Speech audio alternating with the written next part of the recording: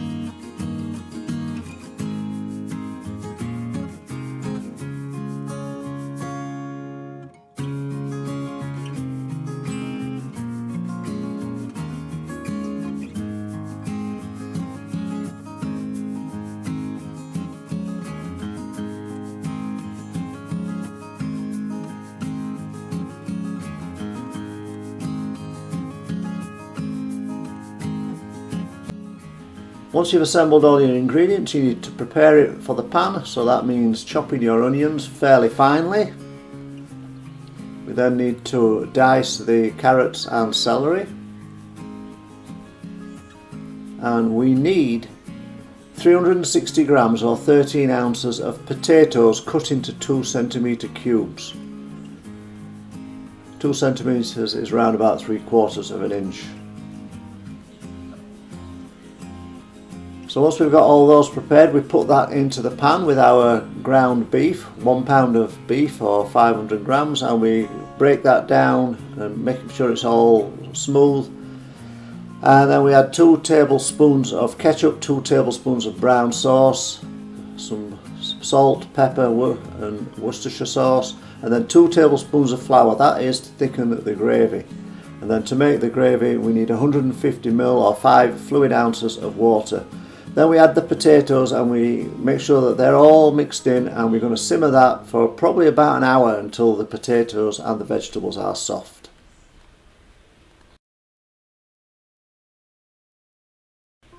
So as I mentioned, we're going to look at 2 methods of making short crust pastry. The easiest way is the way I'm showing you at the moment, which is to use a food processor. So, but really the methods are very similar. You need to weigh out your flour, make sure that you're using cold butter and cold water. The rules for pastry, making pastry, are cold bowl, cold butter, cold water, cold hands. So then you chop up your butter into sort of chunks or small pieces, and then we're going to blitz that for, it literally is 20 to 30 seconds. That's all it needs. You just want to make sure that everything's combined and you've got no large chunks of butter left.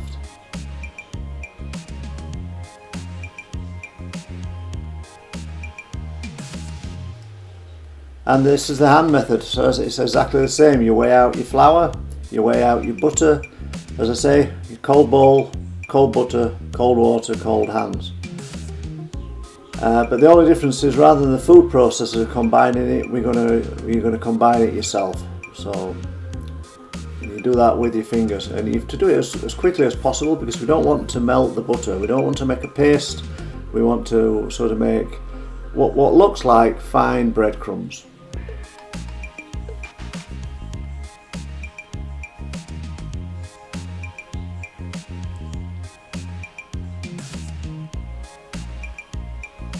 So keep working it, and eventually you'll get to sort of this stage where they are sort of fine breadcrumbs in appearance.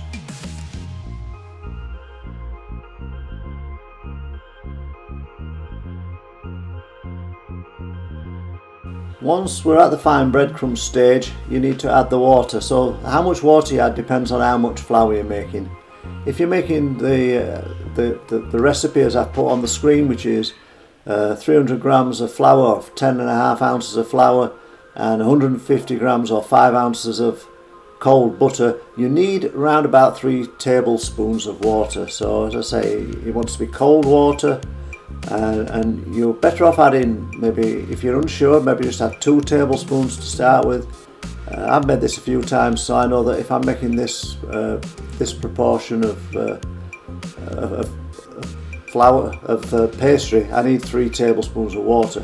But some flours react differently, and they take less water or more water. So I have on the recipe, I have put 3 to 5, because sometimes you do need to put a little bit extra water in.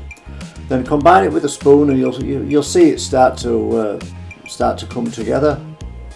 And then at that point, if you think you've got enough in there, that's when you get your hands in. And this is where short crust pastry can go wrong. If you overwork the dough when we make the pastry, you start to release the gluten in the flour, and this is what I'm trying to demonstrate here. If it's like that, you can see it's sort of breaking up when I squeeze it. You need to work it a little bit longer. If it becomes pliable like it is now, then I think we're almost there. It's still breaking a little bit, so I'm just going to work it just a tiny little bit longer. But if you go and start kneading it like you're making bread, that's really what you're going to make. You're going to make flat bread, because you're going to release that gluten. Your pastry is going to become stretchy and tough, and that's not what we want. Now that's better. Look, it's pliable, but only just gone pliable. So that's what you're looking for. So once we're at this stage, we split the pastry into 1/3, which is going to be for the lid, 2/3, which is going to be for the base, and that wants to be put into a plastic bag or some cling film, and that goes into the fridge. Remember to remove it from the fridge around about 20 minutes to 30 minutes before we're going to start rolling it, because if it's rock hard, you're not going to be able to roll it correctly. So 20 to 30 minutes before we need to get it out of the fridge.